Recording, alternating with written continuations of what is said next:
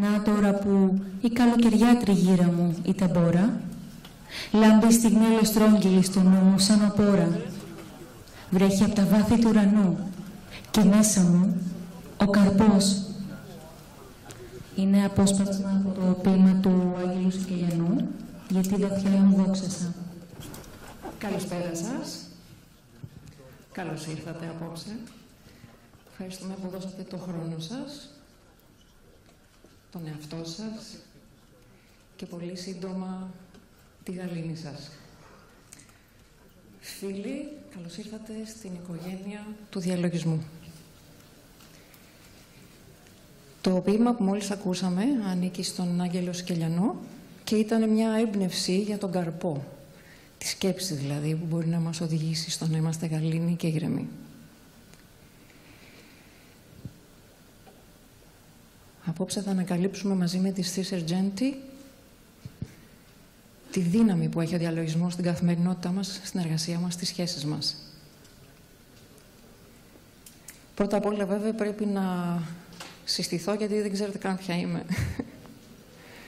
Το όνομά μου είναι Όλγα Τζωρτζ. Είμαι acting coach και σκηνοθέτης. Και όπως ξέρετε αυτή η δουλειά είναι πάρα πολύ απαιτητική.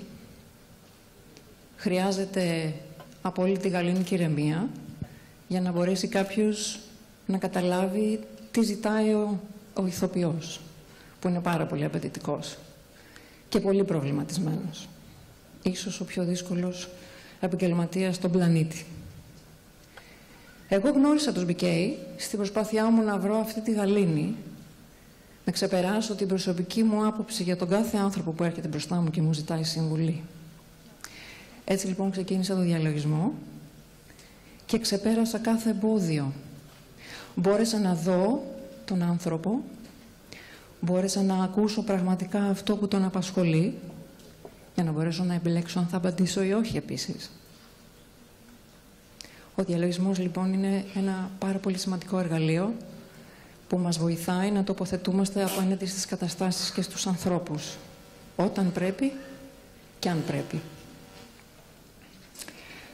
Θέλω να με συγχωρήσετε γιατί έχω ένα τεράστιο κατεβατό και θα το συμβουλεύομαι πάντα. Θέλω να σας ρωτήσω ποιοι για πρώτη φορά έρχεστε σε δραστηριότητα ή σε event που κάνουν οι BKs. Χεράκια, όχι ποδαράκια, μόνο χεράκια. Οκ. Φαν. Πολύ ωραία. Καλώς ήρθατε λοιπόν.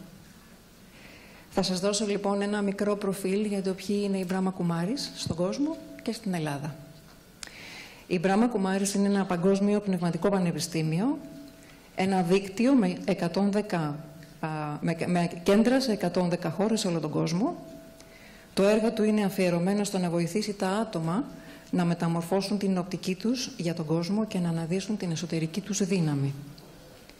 Ως αποτέλεσμα λοιπόν αυτής της πνευματικής ενδυνάμωσης, τα άτομα έχουν το σθένος να επιλέγουν την δημιουργική αντί την αυτόματη σκέψη, την απόκριση αντί της αντίδρασης, τη γαλήνη, την αγάπη και την αρμονία αντί του άγχους, της σύγκρουσης και της γενικής σύγχυσης.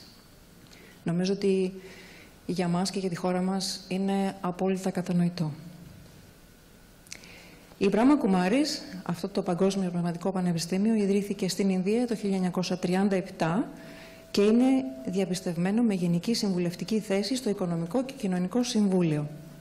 Έχουν επίσης θέση συνεργάτη στο τμήμα Δημόσιας Πληροφόρησης, συμβουλευτική θέση στο Ταμείο και τα Παιδιά των Ηνωμένων Εθνών και θέση παρατηρητή στη Σύμβαση για το Περιβάλλον στα Ηνωμένα Έθνη. Στη χώρα μας, στην Ελλάδα, οι Brahma Kumaris λειτουργούν από το 1993. Πορεία, όχι αστεία. Η μορφή είναι μη κερδοσκοπικό σωματείο με την επωνυμία Πνευματικό Κέντρο Brahma Kumaris. Η έδρα του σωματείου βρίσκεται στην περιοχή της Κυψέλης, στην Αθήνα, και προσφέρει όλες τις υπηρεσίες δωρεάν, όπως συμβαίνει με όλες τις υπηρεσίες του κέντρου σε παγκόσμιο επίπεδο. Διδάσκεται η μέθοδο διαλογισμού Raja Yoga και δίδονται στα ελληνικά όλα τα μαθήματα και τα σεμινάρια, όπως ζωή χωρίς άγχος και η δύναμη της θετικής θέλησης. Σας βλέπω, έχετε πολύ προσοχή. Σε αυτό σημαίνει ότι καλά τα πάω. Ας καλωσορίσουμε λοιπόν, όπως όλα τα σωματεία, έτσι και εμείς έχουμε ένα πρόεδρο. Καλωσορίζω λοιπόν την κυρία Χαρά Αποστολάκη να έρθει κοντά μας. Καλησπέρα και από μένα. Πολύ χαίρομαι που είσαστε όλοι εδώ, στην πρόσκλησή μας, σε αυτό το πολύ όμορφο απόγευμα του Σεπτέμβρη. Το θέμα είναι πάρα πολύ ωραίο, το ξέρουμε όλοι. Ένας γαλήνιος νους σε ταραγμένους καιρούς. Η Sister Jayanti που θα μας μιλήσει είναι εκπληκτική. Κάνει θέματα πάνω σε διαλογισμό, σε οικολογικά θέματα, σε πολιτιστικά θέματα, σε κοινωνικά θέματα. Είναι παντού και γυρίζει όλο τον πλανήτη. Η Sister Jayanti θα μας μιλήσει απόψε για το νου μας. Θέλω να κάνω μία ερώτηση καθώς σας κοιτάω. Ναι, σε βλέπω ότι θες να με ρωτήσεις. Πόσα χρόνια κάνετε διαλογισμό εσείς? Πάνω από 30. Έτσι εξηγείται η λαμπερότητα που έχετε. Μη με ρωτήσεις. Να μην ρωτήσω την ηλικία. Να την πω, θέλετε. Όχι, μας την πείτε. Το 50% την ξέρω. Δεν πειράζει. Σας ευχαριστώ πάρα πολύ.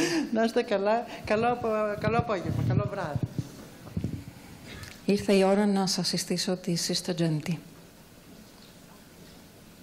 Η Sister Jayanti είναι πρέσβυρα ειρήνης και Master Yogi για τουλάχιστον 50 χρόνια. Το όραμά της και η εμπειρία της είναι αληθινά παγκόσμια και βαθιά πνευματικό. Είναι Διευθύντρια στην Ευρώπη και τη Μέση Ανατολή.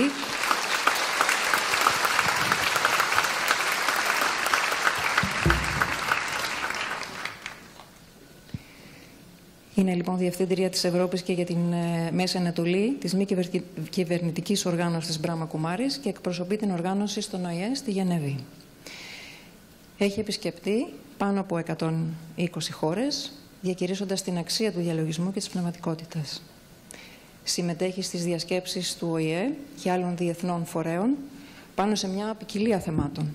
Η Sister Jayanti βλέπει ότι η διάβρωση των πνευματικών αξιών είναι η κύρια αιτία της κρίσης σε όλα τα επίπεδα που αντιμετωπίζει ο κόσμος σήμερα και έχει δώσει ομιλίες πάνω σε όλα τα θέματα που απασχολούν τον άνθρωπο και τις σχέσεις. Welcome to Greece. Thank you. It's an honor to have you. It's a pleasure to be here in this beautiful place with wonderful people.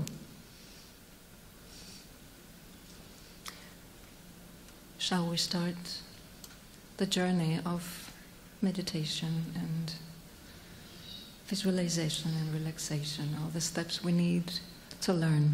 Sure. So I'm going to ask you,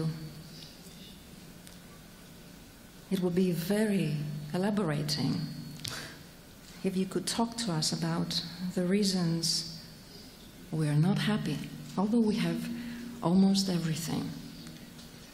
What's missing? We are following ethics and society and cultural norms, and still we do everything we should do. We are appropriate, but we're not happy. It seems that there's an emptiness within the spirit inside, and this seems to be universal, not just in one country, but across the world. And I think I've had the fortune of visiting 4 continents this year, and so that's first-hand experience. And when there's relationships, we expect a lot from relationships, and then we find ourselves disappointed because people are not able to give us as much as we expect or whatever it is that we need. And then at work, we would like to be excellent in everything that we do. And we always seem to be a little bit short than our state of perfection.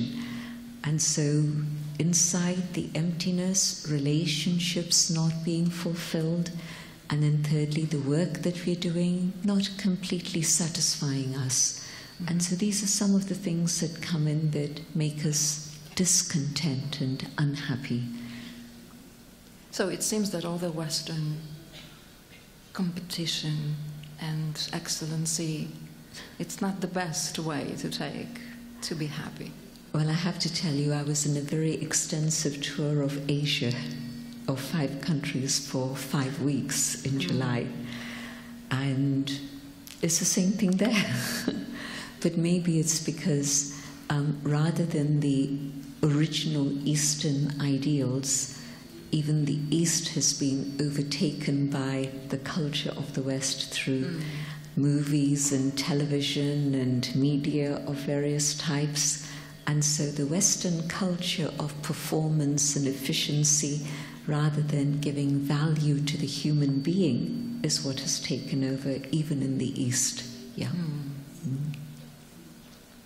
Excellent to know. What are we following? It's excellent to know. What are we following in our lives? At the moment, it seems that materialism has taken over. And so we're looking at everything outside. We're not realizing that, in fact, the very, very important things that we're looking for, I think most people would agree that what they would like in their life is happiness, what they would like is love, what they would like to have is joy, all of these things. And we keep trying to find these things outside. And then there comes a point when we realize that these things can't be found outside, because these things themselves belong to the world of spirit. They belong to the inner being. And so I'm looking in the wrong place if I think I'm going to find them out there. Maybe when I go shopping, or maybe when I'm successful, or maybe when I have promotion at work. It doesn't work like that. And so when I start looking inside, then I discovered that I have those treasures within myself. And so what I need to do is to begin the journey going inwards. And when I do that, I begin to understand that I'd forgotten about connecting with myself. I was connecting with everything out there, but I'd lost track of my own inner identity. And so this is why there was this emptiness within. And of course, if I'm empty inside and I try and connect with you, then that relationship is doomed, because you also are seeking. And so it's like two trying to pull at the same rope, and at some point the rope even breaks. So my expectations of you, your expectations of me, both of them not being met, and the relationship snaps at some point. But if I were to look at it differently, and if I were to say, well, what can I do to satisfy my own inner needs, and find a mechanism by which I could fulfill the needs I have within, then coming into contact with you, whether at home or whether at work, there's something that I have that I can give, that I can share, and I'm not expecting anything from you.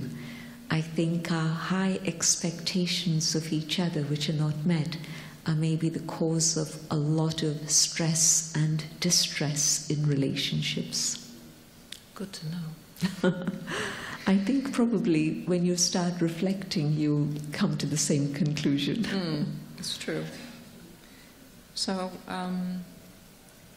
we believe that meditation can help us to overcome all these obstacles that we have with social and personal musts. So what is meditation? Because sometimes people think that meditation is to sit down and fall asleep or something. So what is it?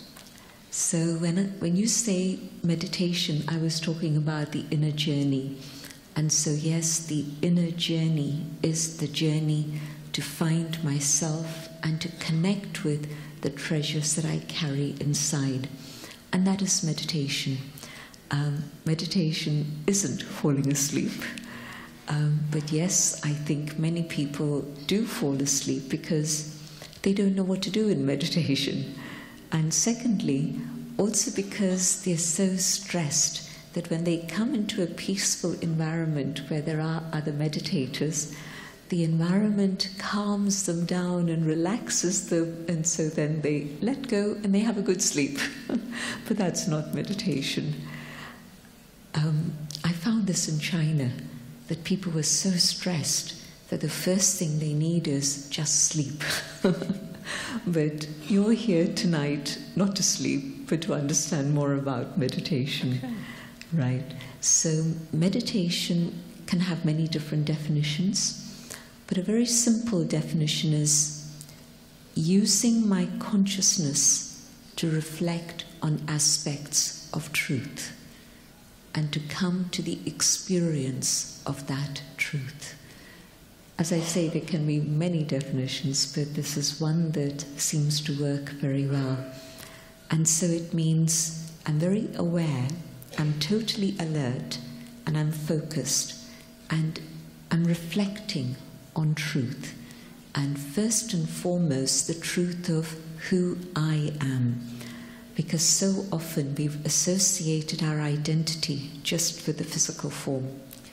And that's very, very limiting. I remember in my teenage years, this is in the 70s, in the 60s. That was a long time ago. And maybe some of you were around, but most of you weren't. And in the 60s, there were so many restrictions being put on girls and women.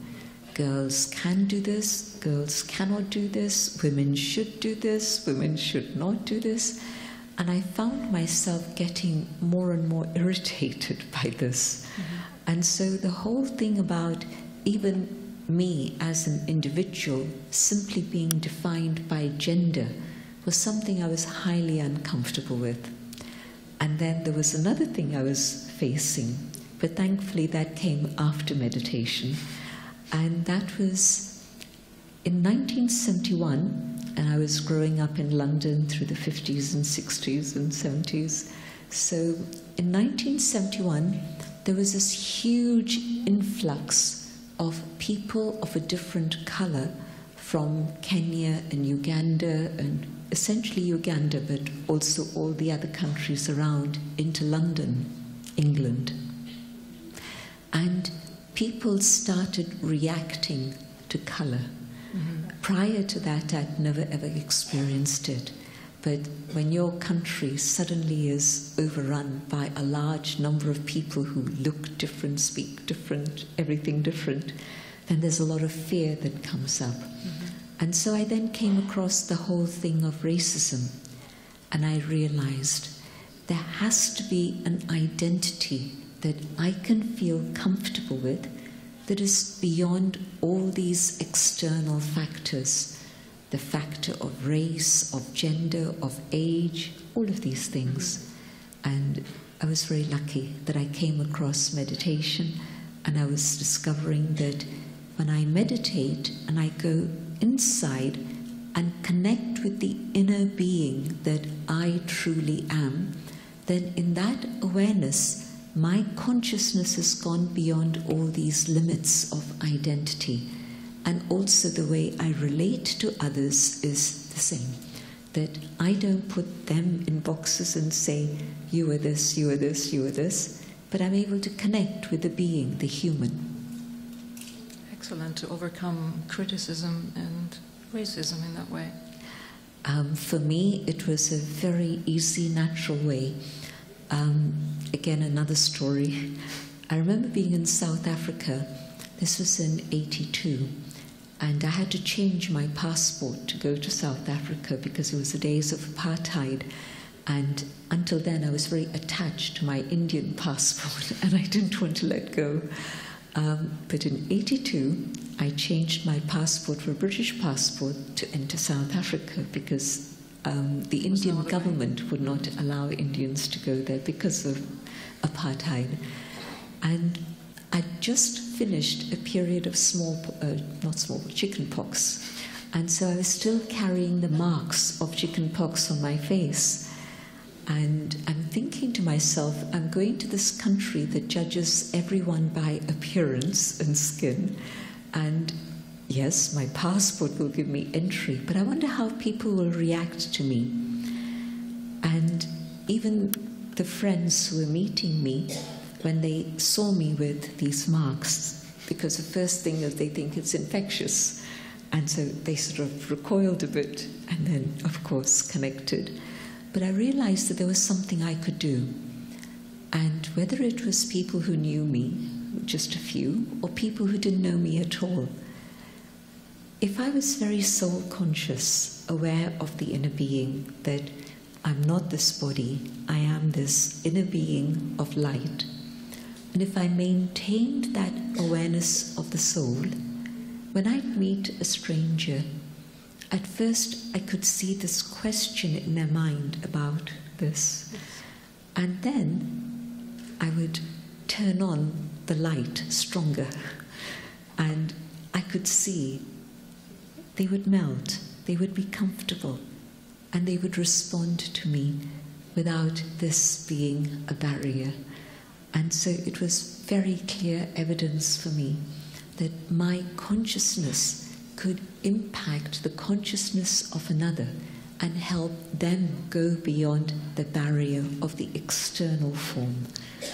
It seems that you're a great lamp. I think everybody has this light in their forehead, and they just need to be able to switch it on. Okay. I think we're going to do it afterwards, right? We're going to create the steps so we can meditate and everybody can have a taste. Definitely. That guiding meditation. Definitely. So in meditation we find silence, the dot, as we said. Mm-hmm. These seems to be the same thing. But is there any connection between the two of them? Because, in my notes here, because I had all these ideas and I wrote them down, it was an inspiration. I said, often meditation or silence is perceived to be passive. And I think Greeks like drama. Is that right? Yes. Like drama, we're drama queens in a way. So these two don't match together.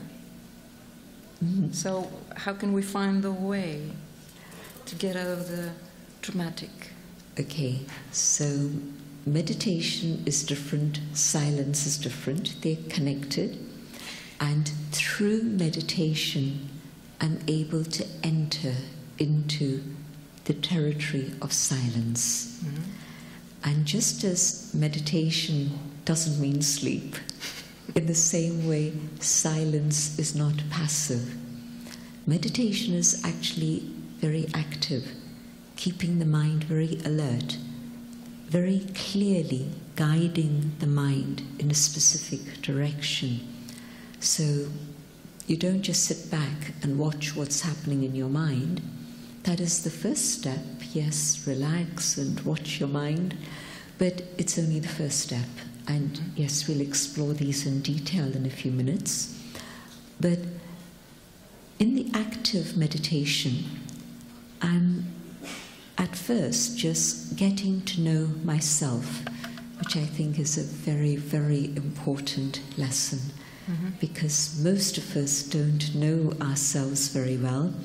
And this is why we sometimes have reactions. And afterwards we ask ourselves the question, why did I say this? Why did I do this? Or maybe not anymore perhaps, but maybe still for some. Maybe I'm an impulsive shopper and I go and pick and buy. And afterwards I bring the stuff home and I say, why did I do this? And so to get to know myself means to know what are my habits, what is my personality, what are my strengths, what are my challenges, what are my weaknesses, and then to be able to transform this and overcome these. Silence is that state where, say for example, I've been reflecting on the subject of inner peace. I let my mind dwell on that topic, I'm reflecting on it, and my thoughts are gradually becoming slower, and there's more and more space between the thoughts. And in that space, in that pause between my thoughts, I'm able to experience. I'm able to experience what is peace. So that's the silence. And so the meditation has been the method to be able to draw me into a very rich experience of silence. There's no external dramatics, that's for sure. Externally, it all seems very quiet, but internally, there are very profound experiences that are happening. I experience peace, I experience love, I experience purity, I experience truth, and it's an ongoing journey, because today the experience of peace is maybe this much, which means that after my meditation, after my silence, I come back into sound and somebody says something and I get shaken. But the more I'm able to go into silence and experience the inner depth of silence, the more I'm able to maintain stability within all the turbulent circumstances that I find myself in today. Life is very turbulent. There's enough drama happening out there. I don't need more dramas in here. And so rather, in fact, what I want to do is to have stability inside, have an anchor that I can come back to again and again. And so silence is the method in which I'm experiencing who I truly am in my original pristine state. Because I believe that, Raj Yoga believes that in the original form, every single soul has goodness. And that goodness is filled with these original beautiful qualities of love and truth. And then, when we move away from that identity and get trapped by the limited identity of the body, then in this awareness, we've lost touch. We've lost touch with that original quality of the self. And so this is then the emptiness that we feel. Mm-hmm. And so it's time to come back to that rich, profound experience of my own inner treasures. And we have to say that it's not bad to discover who we are, because this is not the final identity, but it's the step to make it better. Is that correct? Knowing who I am is a process. Mm-hmm. It's the uncovering of the iceberg, because they say that human personality is 1/10 visible and 9/10 hidden below the surface, like the iceberg. So I gradually understand more and more of who I am, and what I want to do is to come back to that original, pristine, pure state of being, which is my original state, which is of my highest potential, my own state of inner perfection. So I begin with knowing myself, but the more I know myself and come back through the process of meditation, which actually could also be called a process of cleaning. You know how when you start cleaning something that you haven't cleaned for a long time, you know what happens? You clean and you see a little bit, but you clean more and you realize there's something very beautiful underneath. Mm-hmm. You clean more and more and more. Right. And then you say, this is what I really wanted. And then you're able to see the beauty of that particular object. So meditation is the process of cleansing. This is why I said it's not a time to fall asleep. It's a lot of hard work that has to happen. But yes, then it comes to the point where I come closer and closer to being able to reveal the inner being that I truly am. And then when you have people like, I don't know who are your icons here, but maybe Mother Teresa is one of the icons who's remembered. What was she doing? She was allowing her compassion and her kindness to shine. And so it was there within, and she nurtured it, and enhanced it, and it grew and grew and grew until it became a magnet that attracted everybody and drew everybody's attention. But that same potential exists in every single one of us. We have those qualities within, and what we have to do is to allow them to emerge and be expressed in our life and in our actions until we're expressing them completely, fully. So practically everybody can meditate, is that correct? Everybody should meditate. Meditate. Because I think that in today's world of chaos, if I don't meditate, it's very difficult to survive and thrive. And so I would recommend meditation. I started to meditate with my mother when I was 8 years old. And I've seen children 4 years, 5 years age, learning to relax and just tell them a story about the shining star, and they'll believe you, and they'll start feeling that, and they'll practice it. So I think that right from a very early age to the end of our days, meditation is crucial. Right.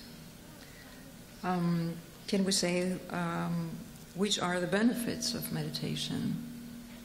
How quickly can one feel unchanged by doing meditation? My first experience of meditation, as a child, of course, the influence of my mother and other teachers, this was in India. And then a few months later, we migrated to London. And then my mother would continue to meditate with me. But I had a period when I wasn't interested. And my mother was very sensible. She said, fine, okay. And then I came back to it again when I was 18 and I was aware.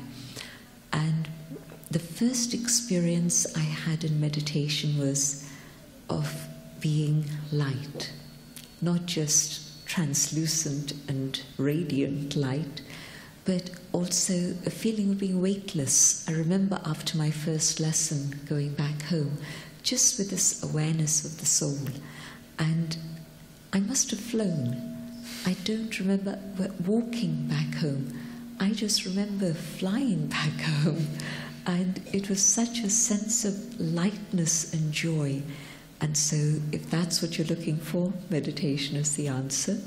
But in very practical terms, most of us have a lot of trouble with our minds, and we don't realize it.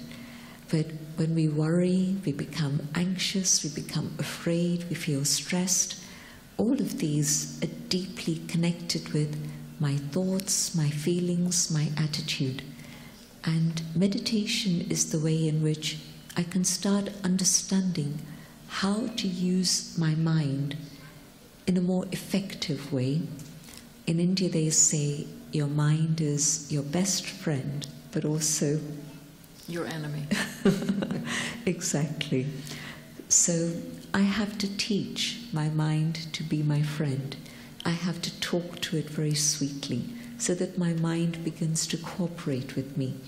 And when my mind is cooperating with me, worries and anxiety dissolve, and stress becomes a thing of the past, because I know how to change my understanding of a situation. I know how to deal with what was causing me stress. Because, you know, at school, when I was 11, 12 years old, they made us do experiments with a metal wire, putting weights. Mm-hmm. And the stress was the tension experienced by metal. It was never a question of the human mind. When stress was applied to the mind was only after the Second World War, not before that. And so the world has become very fast, the demands have become very extreme since that time. And so most people in some form or another experience stress. And the problem is that when my mind is stressed, there are very physical ramifications of this. And the body doesn't behave in the way that it should. It starts behaving in an abnormal way.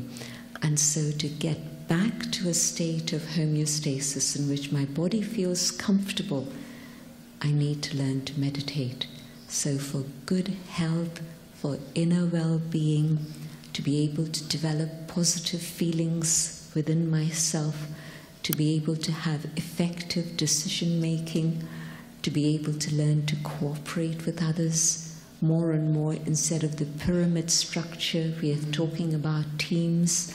Well, to work in a team, there's a lot of give and take involved, a lot of dealing with ego that's involved. And all of that happens in a very natural way through meditation. I learn how to give and take, how to cooperate with others. I learn to see goodness, everything, every time, everywhere.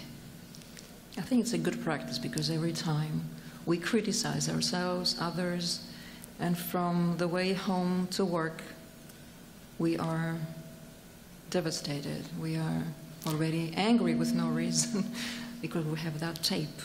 I read a very interesting little story the other day, and it was a teacher who made a mistake in the first line that she wrote. The next 9 lines were accurate, and she asked the students, would you like to comment on what's written? And 9 of the students said, but ma'am, this first sentence is wrong. Another one said, but this is wrong. Another one said, this is wrong. And she said, okay, thank you for making me aware. Then she told them, I knew what I was doing. And the first sentence was wrong, but the other 9 sentences were correct. Nobody commented on the 9 that were correct. Everybody commented on the one that was wrong. Yeah. And so we have that habit. It's a little bit, as you say, that this is our tendency. One thing is wrong, and that'll get commented on. 10 things are right, 9 things are right, and we don't comment on that.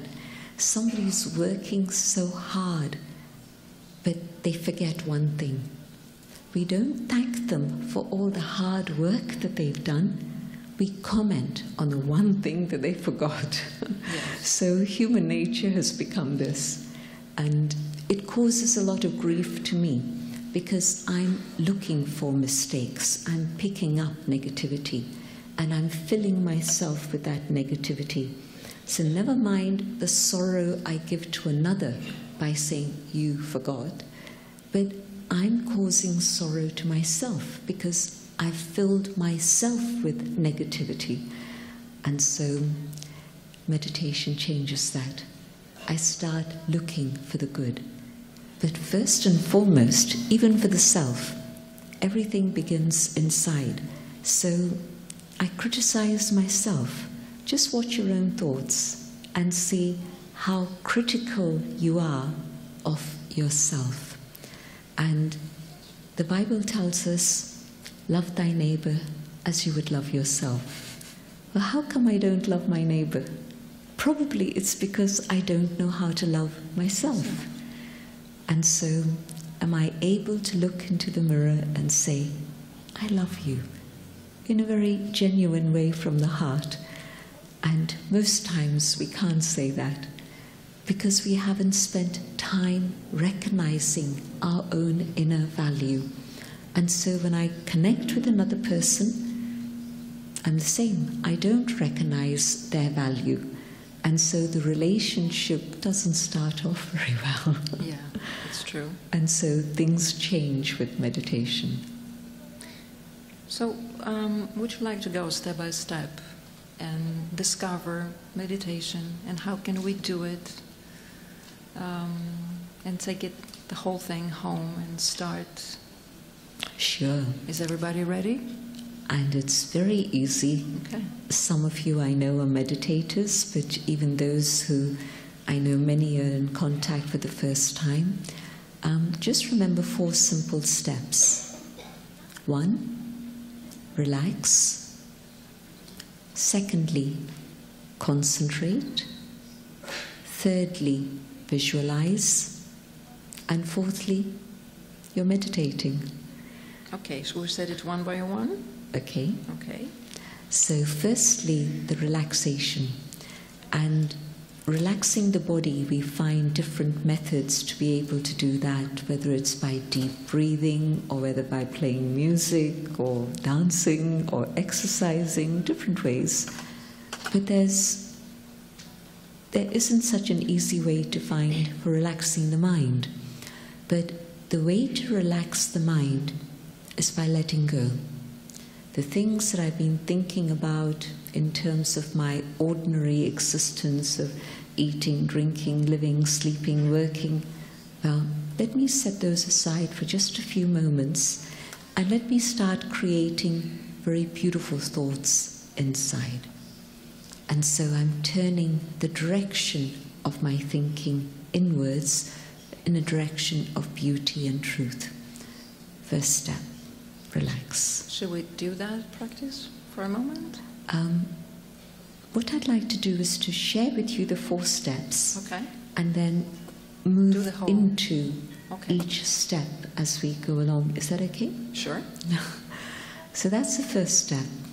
The second step would be concentration.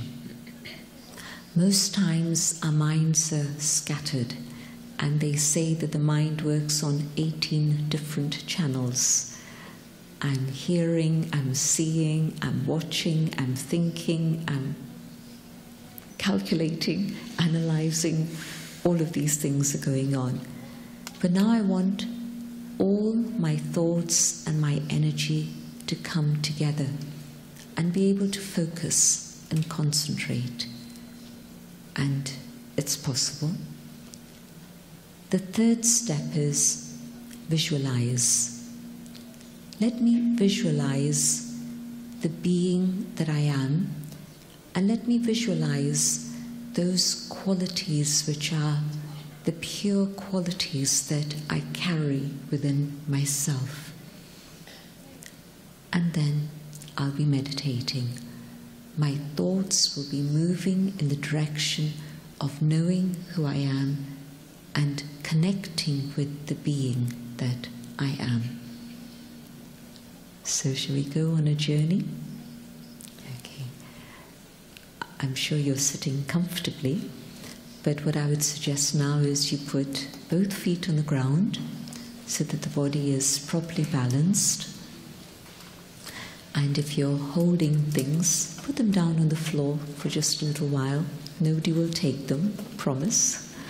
They'll still be there after 3 minutes.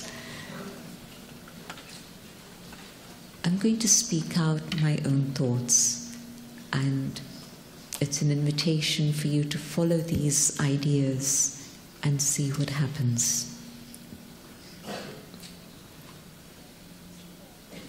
Sitting quietly,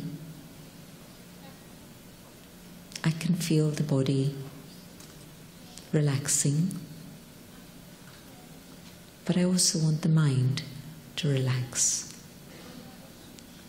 to let go. I decide not to let my mind think about the world out there, but to now go on an inner journey. Now I focus, I concentrate. My intention is to discover my own identity. I go deeper and deeper inside. I visualize a spark of light shining in the center of the forehead.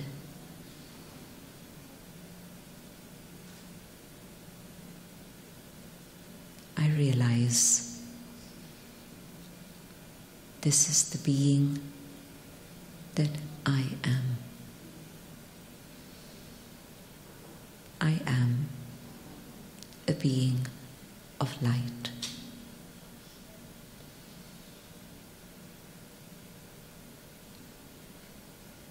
In my meditation, meditation, my thoughts, connect with the being of light,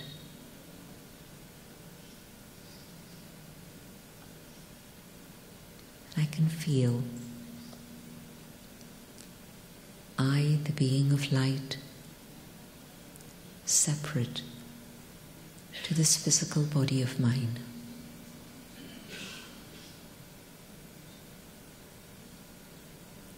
I realize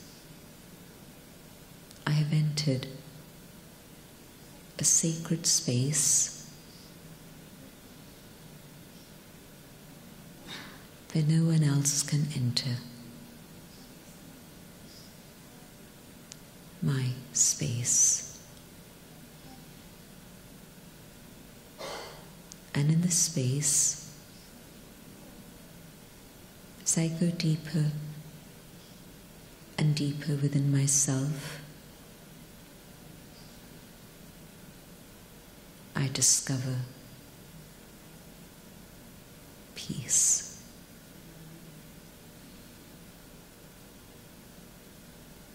Peace is within me.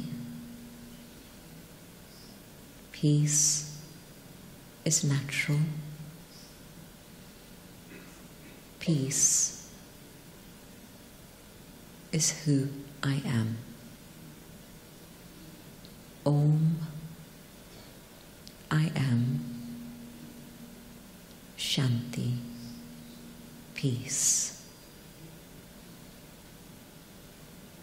Peace is my natural state of being.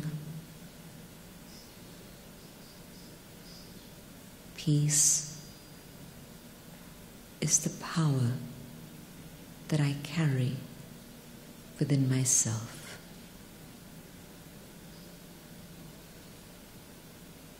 And peace opens the door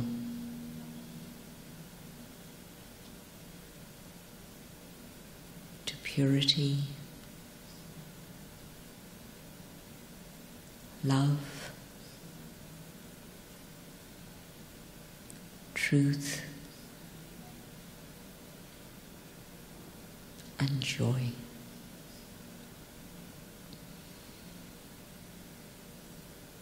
I have found the key to the treasures within.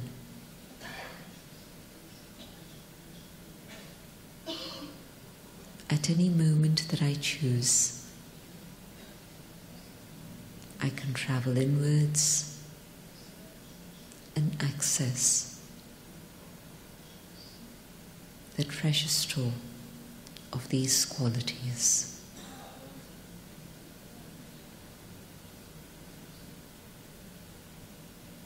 I carry these with me eternally, but I had forgotten. And now that I remember, I can come back to this awareness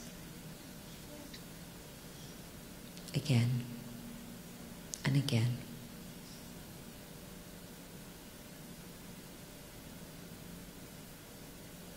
Holding this awareness of peace and all the other treasures.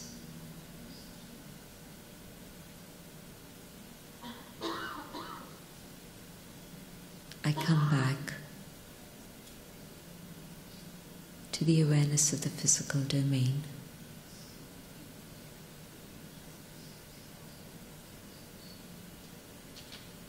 But now,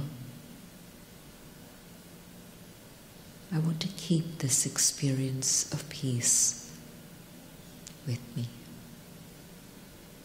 even as I come back into the physical world.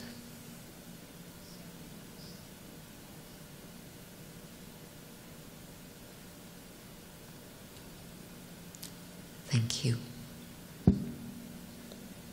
That feels good. And as you see, it takes just a few minutes to go inside and connect and access those treasures and it's available freely to everyone. Sister Jayanti, we need energy to change our inner power to face situations in our everyday life where we can get this power. Is it just through meditation, or there's something more? I've been speaking so far about meditation on the inner being, and this is the first step. There's a second very, very important step, and that is using my thoughts, using my mind to connect with the divine. And until I've come to the awareness of my spiritual identity, God is very far away from my life. I might pray to God, I might even love God, but I don't actually have a practical experience of the divine. But it might also go the other way, that because I haven't had an experience of the divine, I've rejected the concept of God and said that maybe God doesn't exist.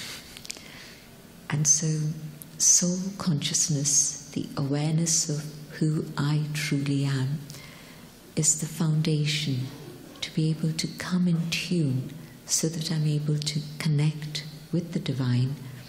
And this is why we use the word yoga. Yoga means union. And sometimes people have said that it means union of soul and body. And yes, the physical yoga, the hatha yoga, is an excellent preparation to be able to help me understand the relationship of soul and body. But in fact, the term we use for this meditation is Raja Yoga, Raj Yoga. And Raja means the king, the master, the sovereign. And in this case, it means two things. It means yoga with the highest, with the supreme. It also means the yoga through which I gain mastery, sovereignty over myself, so that I'm the master of my senses, the master of my thoughts and feelings, the master of my memories, the master of my personality. So it's a very powerful understanding that this word carries. And so Raj Yoga, union with the divine, is actually what the purpose of this meditation is about.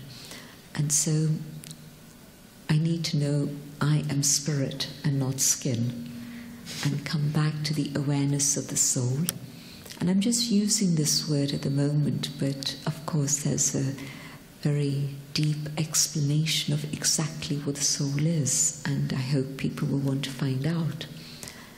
But the second is connecting with the divine. And again, it's a concept that people have a lot of trouble with, because there have been so many concepts that have proved to be false, and so many ideas that people push at you and are fundamentalist about. And so there's a little bit of allergy to the word. I think so. But in fact, if I use the word supreme soul, it makes it much easier to understand. So all of us are souls, and of course we're each one highly unique, very individual, and each one with a very specific role to play, each one with very special qualities that we can express in our life. And out of all souls, there is one soul who is the supreme. Supreme because that being has all the positive attributes to their maximum degree. And so we use the term the ocean of peace, the storehouse of limitless peace. We use the term ocean of love, the embodiment of love, absolute love, unconditional love, that every single being can connect with and tap into and draw that love within themselves. And so no end to it, infinite love. And so think of whether it's 99 attributes of God or unlimited number of qualities of God. Think of all of these and think of them in an unlimited way. And you get an idea of who the Supreme is. A being of light, just as the soul is not physical, no length, no width, no breadth, no height, no weight, just a being of light. God, the same, light. And this is why through the ages, all the different traditions worldwide have revered light as a symbol of the divine, a memorial of that being. And so we light lights, we light candles, different things, but it's a symbol of that Supreme. And so in meditation, first, yes, connecting with the self, but then further connecting with the divine, with the Supreme. And as I connect, I'm able to draw all that I need from the Supreme within myself.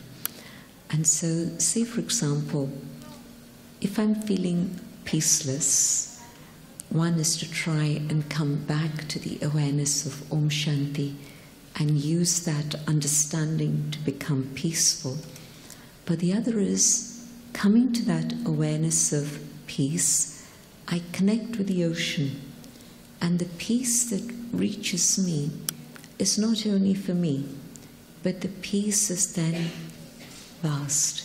It extends out into this room, it extends out into the world, and the power of peace is able to reach many, many others, which is why the silence isn't a passive silence. It's a silence that's incredibly powerful, that can bring about transformation. You can be in a room in which there's chaos, and if one person decides to stay calm and peaceful, and they invoke that connection with the Almighty, they're able to make the whole room become peaceful too. Do you remember some years ago there was an earthquake in Greece? And a person who was working in a publishing office here in Athens, on the outskirts of Athens, that was very near the epicenter of the earthquake, she shared an experience afterwards. And those of you who know the people at the center will remember her. Her name is Sue. And Sue was working in this publishing office, and she was sitting at her desk. And when the earthquake started, people were panicking. And she didn't say anything. She just sat at her desk and stayed cool. People around her sat down, became calm, stayed cool. And then, when the tremors were over, some seconds, they then quietly left that top floor to go down. Mm-hmm. Can you imagine if, as the staircase was shaking, in a panic they would stampede and they would run? Never mind the earthquake, but their own fear would have created many accidents and falls, and there would have been many injuries. Mm-hmm. But one person in that office stayed calm, brought down that power of peace. Everybody in the office became peaceful. So we get practical experiences of how, when we connect with the divine, the power that comes is not just power for my benefit, and it's not a power which is a negative force, but it's the power of love, it's the power of peace, it's the power of joy, and we're able to share that with many others around us too. And it's this power that brings about transformation in my own habits and allows me to move forward to a point where truly I become the best that I can be. I'm able to express the highest of my potential within my life. Well, since you mentioned the others, let's go to relationship. I mean, if we have peace inside, and the rest of our people are in a, how can I describe it? I don't know. Like, for instance, my mom is in the crowd, so Mom, don't show who you are. If I'm not going to call her for a week, she's going to think that something is going on with me. Or if I am in my classroom teaching, and I just have a silence just to listen to my piece, my students feel that, what's wrong with her? Where is she? Mm-hmm. So how meditation can help us in our relationship with everybody, mm-hmm. work, family? Well, the first thing that happens is that because I'm happier as a person, mm-hmm. I'm more content, I'm able to be more stable and calm. My family benefits from this because they can feel the changes that have happened. So if I was an angry person and explosive, then definitely my children will be scared of me. And probably my partner also would say, let me find the right moment to tell her this, that, or the other.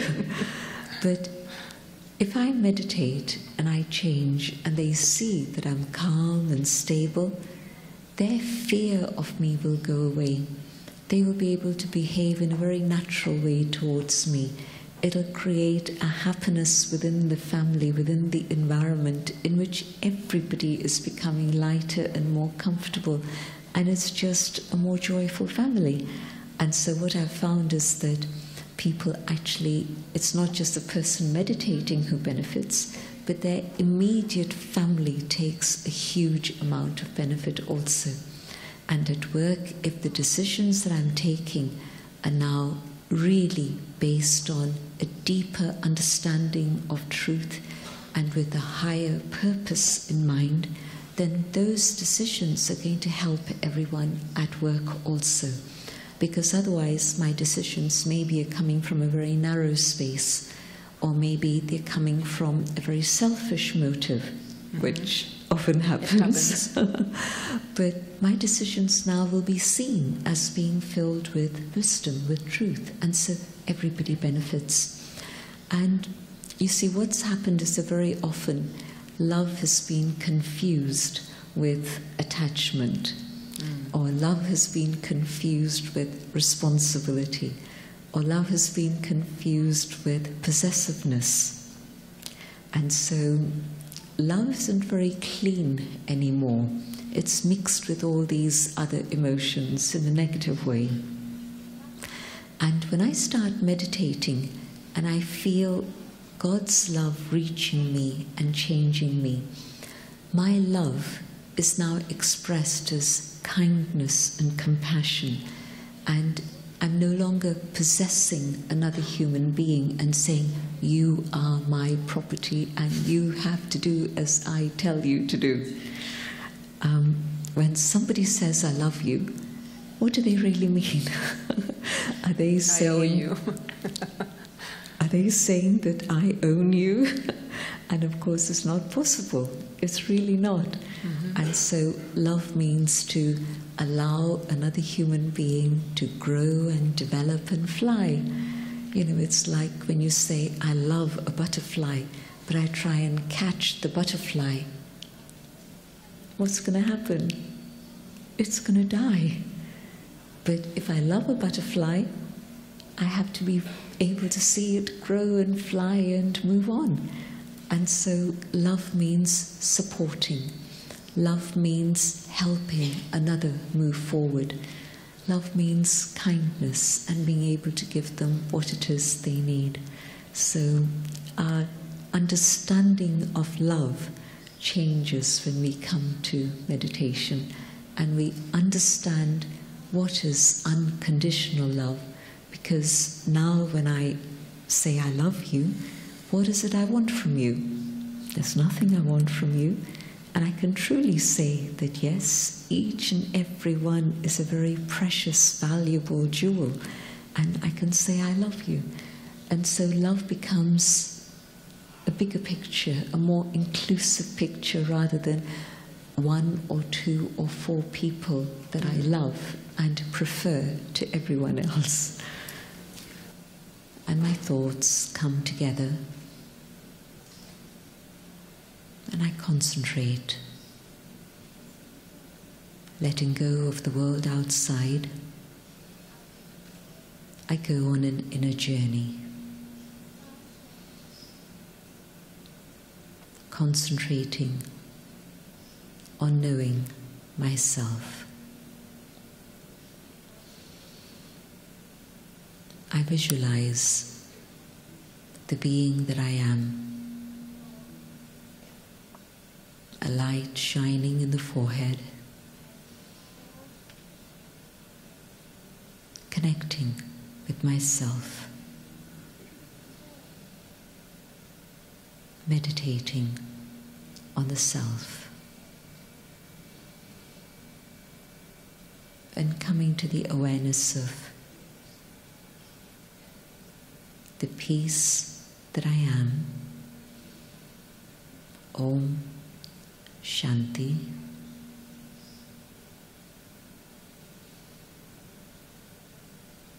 And in this awareness of the eternal being, the soul,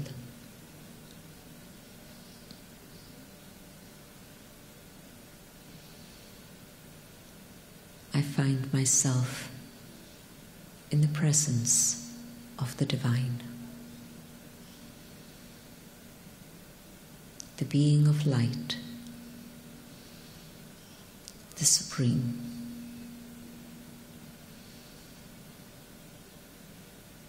And in the presence of the divine,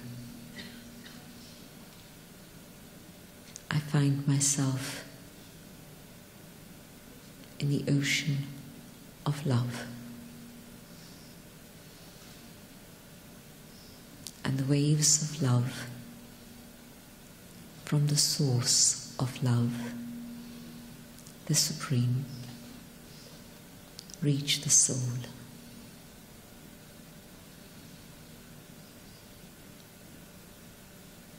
And as the power of love reaches me,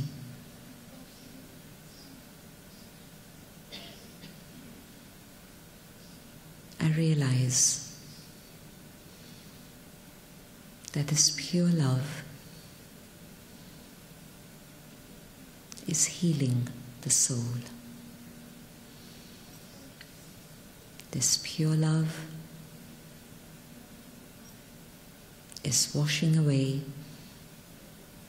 the sorrow that I carry and is healing the wounds that I have had for a long time.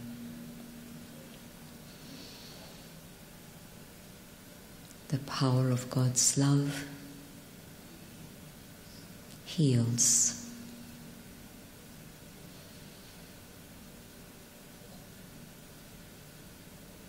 And with the process of healing and letting go of the sorrow,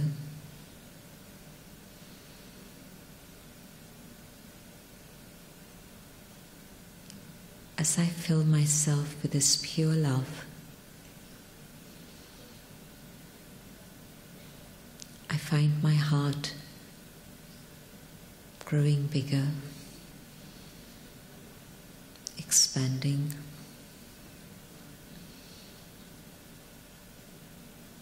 so that the power of love helps me understand and gives me the capacity to let go of the things of the past.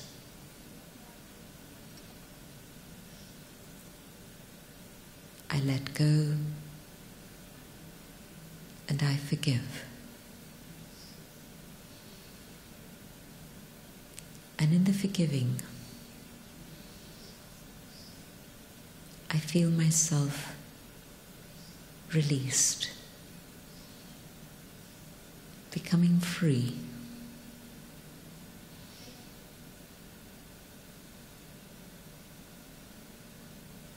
The power of God's love liberates the soul from sorrow, heals the hurts of the past, and frees me from the burden I have been carrying.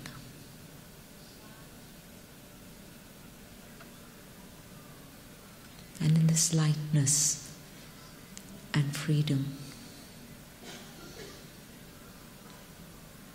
I rediscover the beauty and joy of life.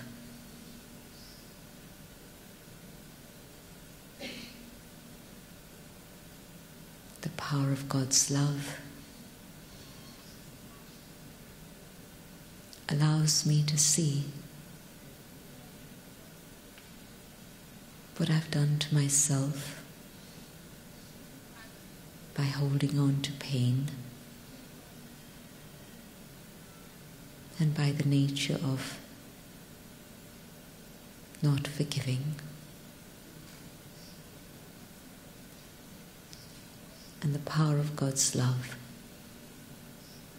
has set me free.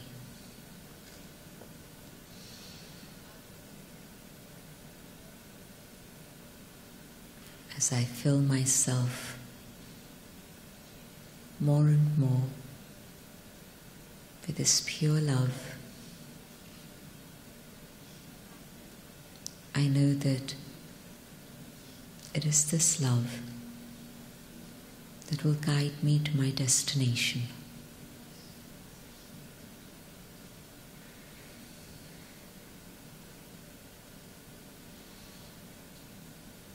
And the power of God's love reaches out into the city,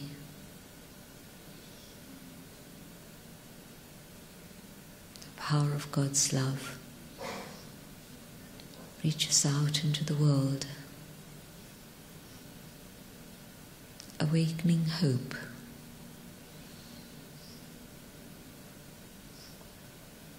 allowing souls to have hope for the future again, reviving them, filling them with new energy and enthusiasm.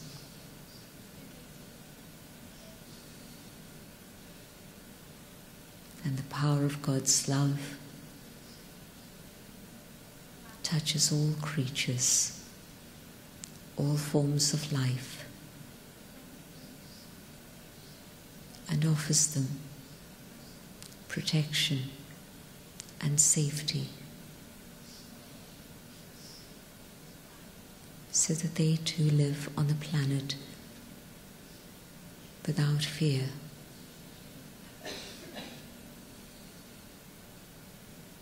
And the power of God's love reaches out and touches all the elements of nature. And God's love restores harmony and order within the elements, so that nature once again cooperates.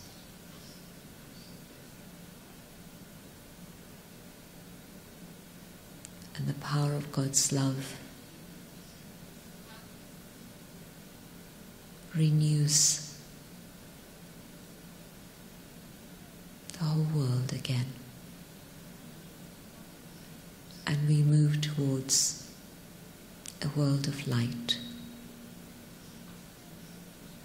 of peace, of truth, of love.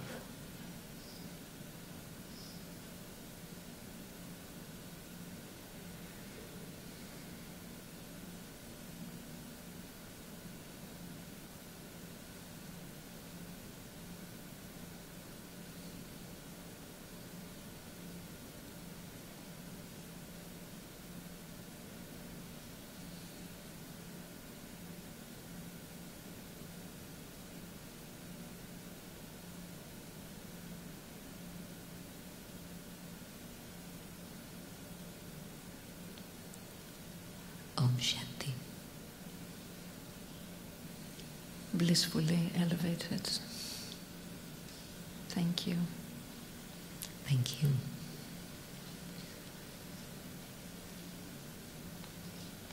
Για να φύγουμε όλοι με ένα πρόγραμμα, ίσως να είναι λίγο σκληρή λέξη πρόγραμμα, με μια ιδέα πώς μπορούμε καθημερινά να κάνουμε διαλογισμό. Η Sister Jayanti μας έδωσε 4 βήματα.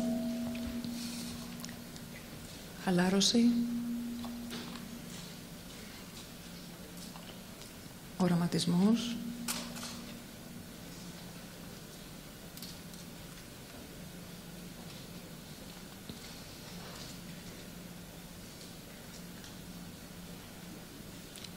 διαλογισμός.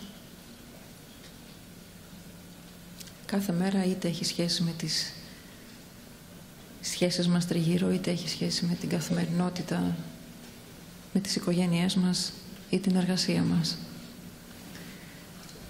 Θυμάμαι σε ένα μάθημα, είχαμε πει την πληροφορία πόση ώρα χρειάζεται κάποιος για να κάνει διαλογισμό.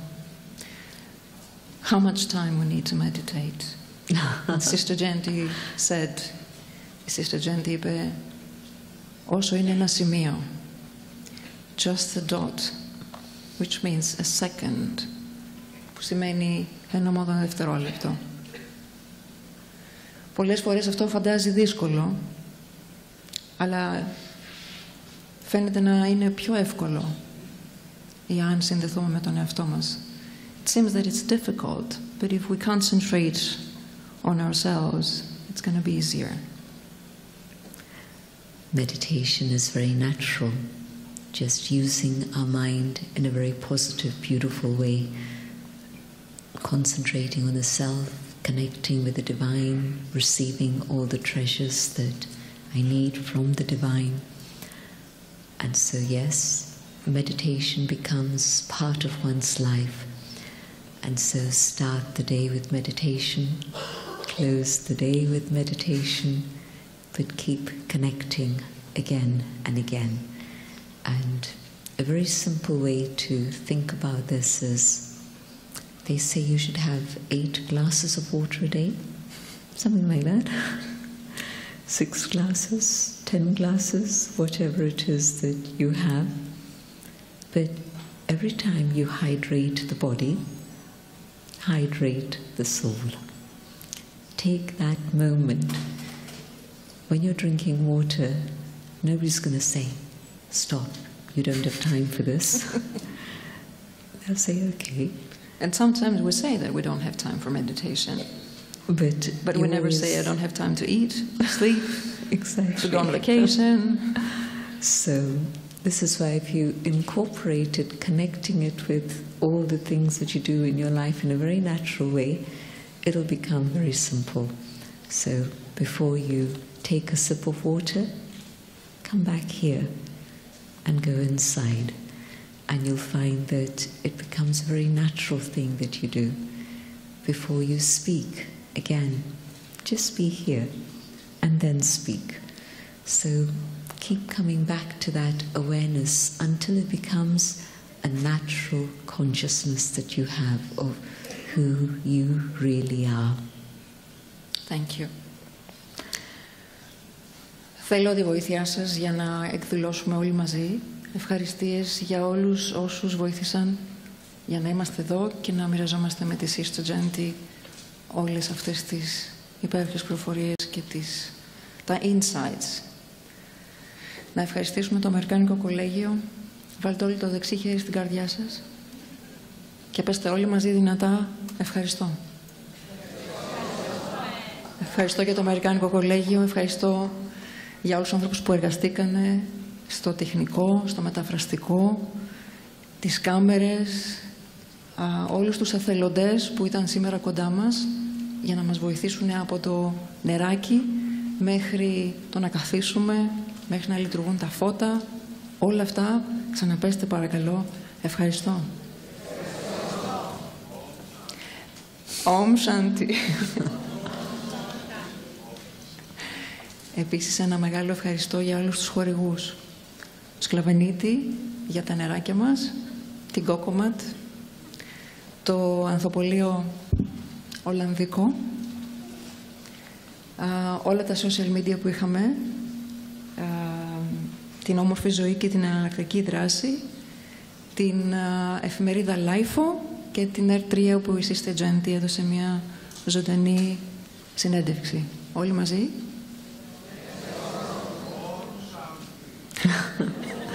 Om Shanti.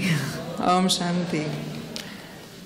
Κλείνοντας, να πούμε ότι έχουμε στις εξόδους που βρίσκεται στο επάνω σημείο της πλατείας, έχουμε stands που μπορείτε να προμηθευτείτε βιβλία ή CDs για διαλογισμό. Επίσης μπορείτε να πάρετε leaflets που έχουμε πληροφορίες για το σωματείο Brahma Kumaris. Μπορείτε να μας δώσετε και τα email σας αν θέλετε να σας ενημερώνουμε για όλες τις δραστηριότητες που γίνονται. Και επίσης στην έξοδο έχουμε ετοιμάσει και ένα γλυκάκι που στα Ινδικά το ονομάζουμε τόλι.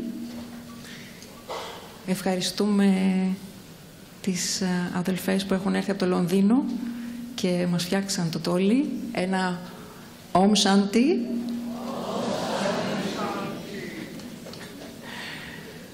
Σας ευχαριστούμε όλους. Καλό σας βράδυ, καλό ταξίδι στο διαλογισμό. Και ένα τελευταίο, επιστρέφοντας προς την έξοδο, να θυμηθείτε να αφήσετε τα ακουστικά και να πάρετε, η Άνετα έχει αφήσει τις ταυτότητές σας. Καλό σας βράδυ.